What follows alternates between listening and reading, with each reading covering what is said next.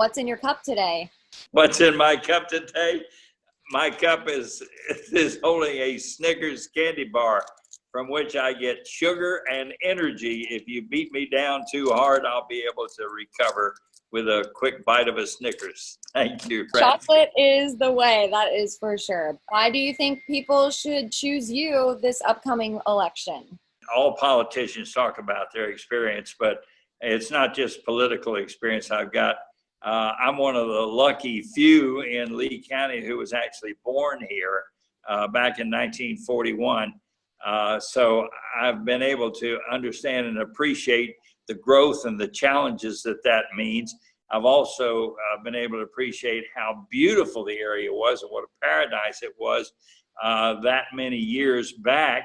And I've observed what uncareful, rampant development can do to this paradise that we all love to call home.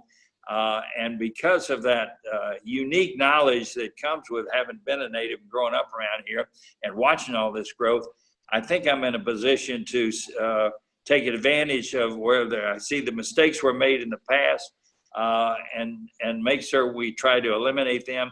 And to the extent possible, try to preserve the areas that the Calusa Indians found here 2,000 years ago and that the Spanish found here 500 years ago.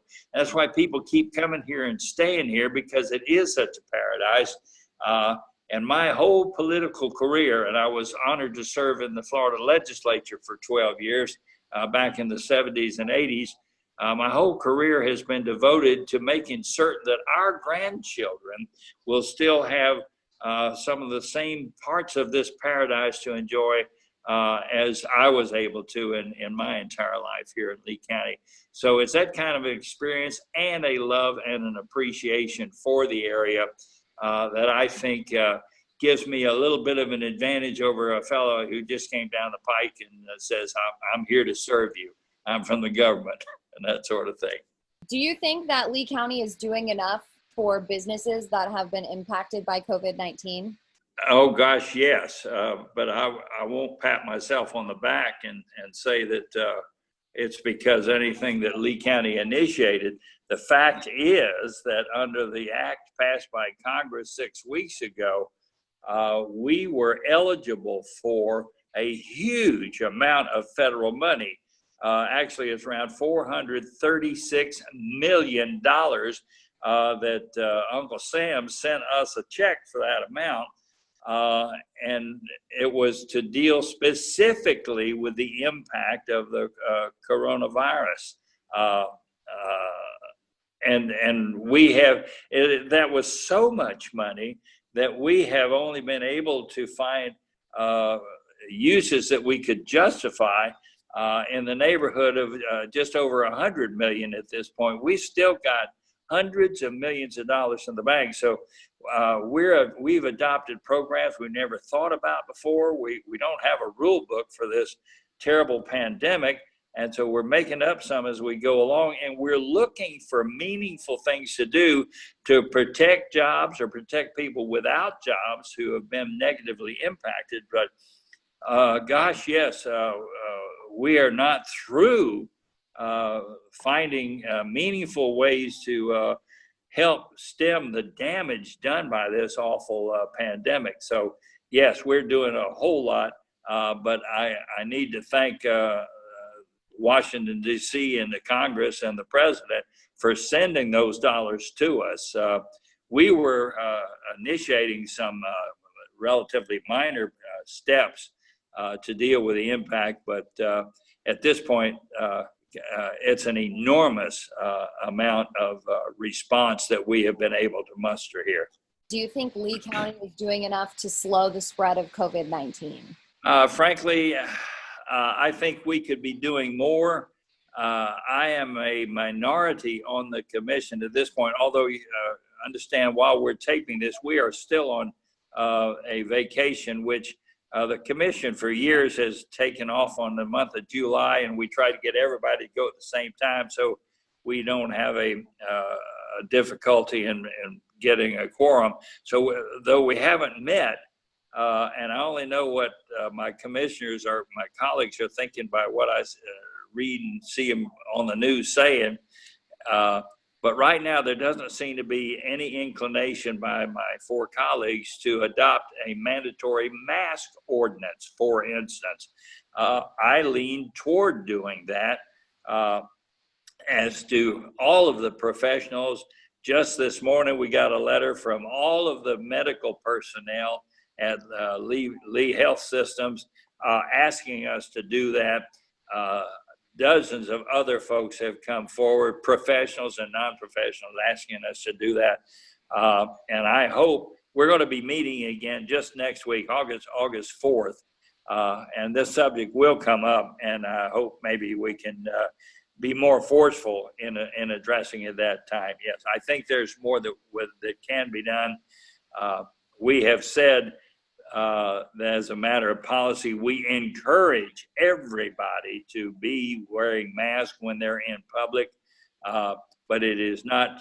It doesn't have the strength of law behind it yet. Where do you stand when it comes to giving money to corporations? It's a matter of timing.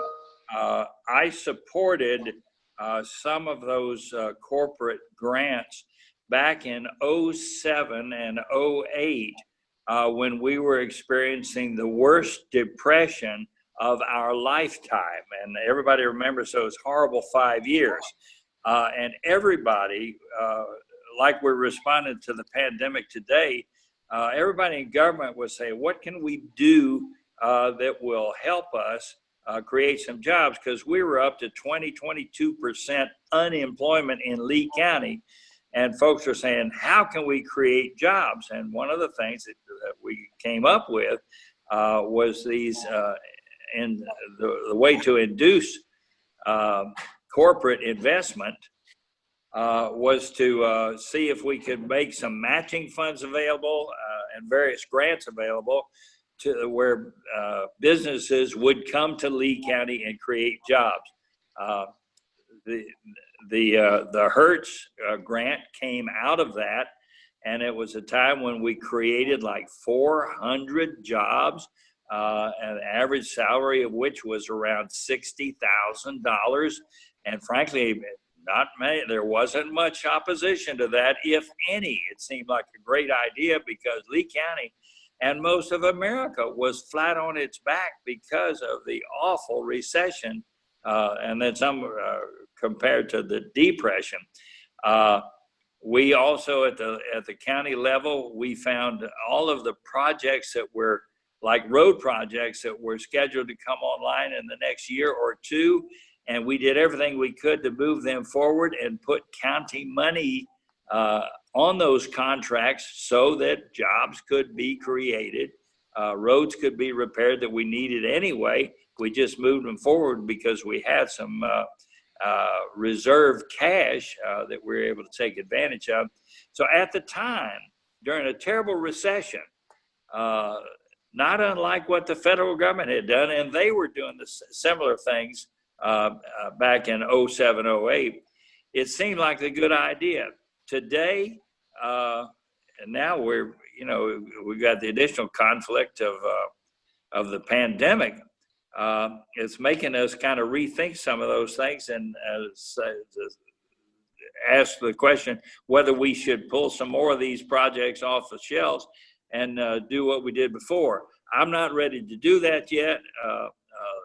To a large extent because of what I spoke about earlier. We have so many dollars that the federal government has flooded into Lee County that I don't think any additional Lee County money, taxpayers' money, is called for at this time. Back in 07, 08, it seemed like the right thing to do. I supported it at that time. I would be reluctant to move for any similar program at this time. Is water quality still an issue that's top of mind for you? Lisa, that I was asked to fill out a questionnaire for some political interest group a couple of weeks or maybe months ago now. It said, what are the main issues facing Lee County? And I said, water, water, water. Water has always been a serious issue here. we made so many mistakes for at least 100 years. If you go back to 1950 and back up 100 years from then, that's when we were straightening rivers like the Kissimmee River, and that we were allowing all kinds of farm waste, cow pies flooding into the river and then coming down into Lake Okeechobee. And 100 years ago, a guy named Hamilton Diston had cut a hole between the lake and the Caloosahatchee River and closed that last 3 to 4 miles, or opened it for discharge directly from Okeechobee. So all of that waste and nutrients that was coming down has then for 100 years been washing into the Caloosahatchee River and into Estero Bay. And we did that because it seemed like the right thing to do at the time, because Florida was a place that was barely occupied at all, but it was a place where you could grow food for a growing nation year round. And everything we did at the time seemed like the right thing to do. But we have found now that we have polluted we've poisoned the very waters that we depend on for our own survival and our future survival. So we have spent, meaning the federal government through the Corps of Engineers, the state of Florida, the South Florida Water Management District Board, and Lee County, we have collectively spent hundreds of $millions to try to get a handle on those 100 years of mistakes that we made. And we're not there by a long shot, but we have made great progress. But there will not be a Lee County commissioner serving in the foreseeable future who will not have to deal with the demands to restore our freshwater supplies and our salt water, because a lot of that pollution goes straight on into Estero Bay. And if we don't purify it, and as I said, we've made some great steps. We have a holding pond out here in Hendry County, just to the east of Lee County, that is 18 square miles. It's being built right now. And the idea there was, instead of flushing all